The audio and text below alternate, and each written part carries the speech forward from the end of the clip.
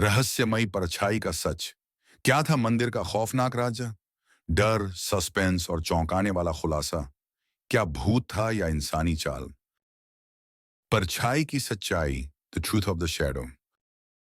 सूरजपुर एक छोटा सा गांव था जो अपनी सरलता और शांति के लिए जाना जाता था। गांव के लोग एक दूसरे की मदद करना अपना कर्तव्य समझते थे और उनके जीवन का केंद्र था गांव का प्राचीन देवी मंदिर। मंदिर न केवल धार्मिक आस्था का प्रतीक था, बल्कि यह गांव की सांस्कृतिक धरोहर भी था। हालांकि इस शांति में एक ऐसा डर छिपा था जिसने पूरे गांव को हिलाकर रख दिया था। मंदिर के पास रात होते ही एक रहस्यमयी परछाई दिखाई देती थी। यह परछाई इतनी डरावनी थी कि कोई भी रात को मंदिर के पास जाने की हिम्मत नहीं करता था।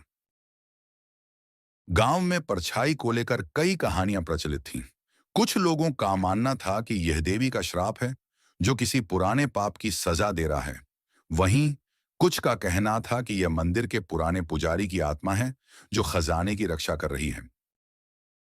लेकिन एक व्यक्ति, अंशुल, जो गांव का शिक्षक था, इन कहानियों को सच मानने को तैयार नहीं था। अंशुल पढ़ा लिखा और तार्किक सोच रखने वाला युवक था। उसने ठान लिया कि वह इस परछाई की सच्चाई का पता लगाएगा। डर और दहशत का माहौल, गांव के लोग इस परछाई से इतने डर गए थे कि उन्होंने रात को मंदिर के पास जाना बिल्कुल बंद कर दिया था। यहां तक कि दिन में भी मंदिर का आंगन सूना रहता था। एक दिन अंशुल अपने दोस्तों के साथ गांव के चौपाल पर बैठा था। तभी एक किसान घबराता हुआ वहां आया।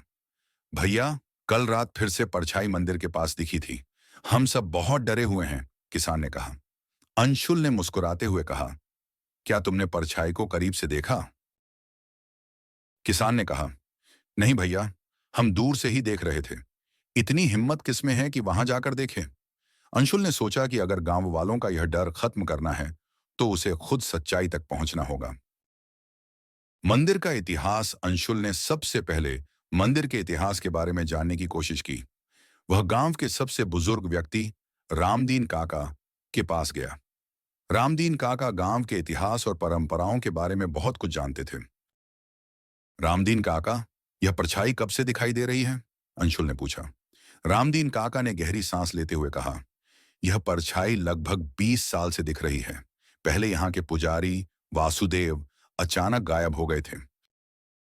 कुछ लोगों का कहना है कि वह मंदिर के खजाने को चुराकर भाग गए और तभी से यह परछाई दिखाई देने लगी। खजाना? अंशुल ने उत्सुकता से पूछा। हाँ बेटा, कहते हैं कि मंदिर के तहखाने में देवी माता का खजाना छिपा हुआ है, लेकिन वह कमरा सालों से बंद है और कोई उसे खोलने की कोशिश भी नहीं करता, रामदीन काका ने बताया। यह सुनकर अंशुल का शक और गहरा हो गया। उसे यकीन था कि इस खजाने और परछाई के बीच कोई ना कोई संबंध जरूर है। रात की पहली कोशिश। उस रात अंशुल ने अपने सबसे करीबी दोस्त रोहन को अपने साथ मंदिर जाने के लिए तैयार किया। रोहन पहले तो डर गया, लेकिन अंशुल की दृढ़ता देखकर उसने हां कर दी। दोनों रात के अंधेरे में टॉर्च और एक लकड़ी का डंडा लेकर मंदिर की ओर बढ़े। जैसे ही वे मंदिर के करीब पहुंचे, उन्हें ठंडी हवा का झोंका महसूस हुआ। पेड़ों की सरसराहट और आसपास की खामोशी ने माहौल को और डरावना बना दिया। तभी उनकी नजर दीवार पर पड़ी। वहां एक बड़ी और डरावनी परछाई हिल रही थी। अंशुल, ये भूत है, चलो यहां से, रोहन ने घबराते हुए कहा। लेकिन अंशुल ने ध्यान से देखा। परछाई का आकार इंसानी लग रहा था। उसने कहा, यह भूत नहीं है रोहन, यहां कुछ और चल रहा है, हमें इसका पता लगाना होगा। दोनों परछाई की दिशा में आगे बढ़े, लेकिन अचानक वह गायब हो गई।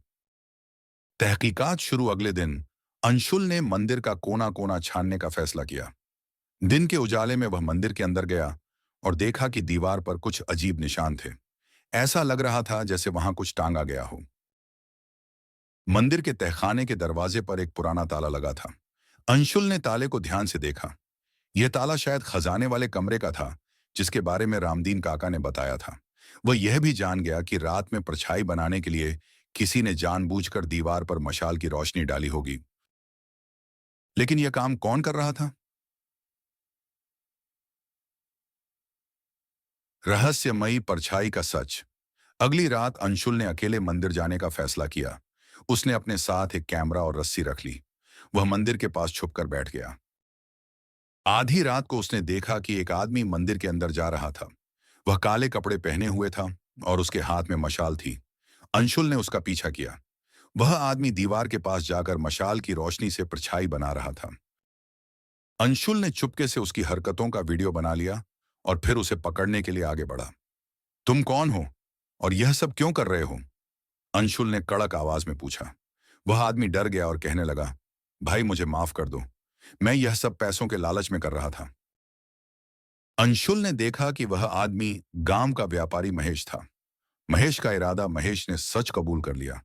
उसने बताया, मैंने यह परछाई का डर फैलाया ताकि लोग रात को मंदिर के पास ना आएं। मैं मंदिर के खजाने को चुराना चाहता था। कई बार कोशिश की, लेकिन ताला नहीं तोड़ पाया। इसीलिए यह चाल चली। महेश का इरादा सुनकर अंशुल को गुस्सा आया। उसने महेश को गांव वालों के सामने लाने का फैसला किया। अगले दिन अंशुल ने गांव वालों को चौपाल पर बुलाया। उसने महेश की सारी हरकतें और वीडियो सबके सामने रख दी। गांव वाले चौंक गए। उन्होंने महेश की कड़ी आलोचना की। तूने हमारी आस्था और डर का फायदा उठाया, एक बुजुर्ग ने कहा। महेश ने माफी मांगी, लेकिन गांव वालों ने उसे सजा देने की मांग की। अंत में महेश को पुलिस के हवाले कर दिया गया। महेश के पकड़े जाने के बाद गांव का माहौल बदल गया। अब कोई भी मंदिर जाने से नहीं डरता था। तहखाने का ताला तोड़कर खजाने को बाहर निकाला गया। उसमें से मिला धन गांव के विकास के लिए इस्तेमाल किया गया। अंशुल की समझदारी और हिम्मत ने गांव वालों का डर दूर किया और उन्हें सच्चाई का महत्व समझाया।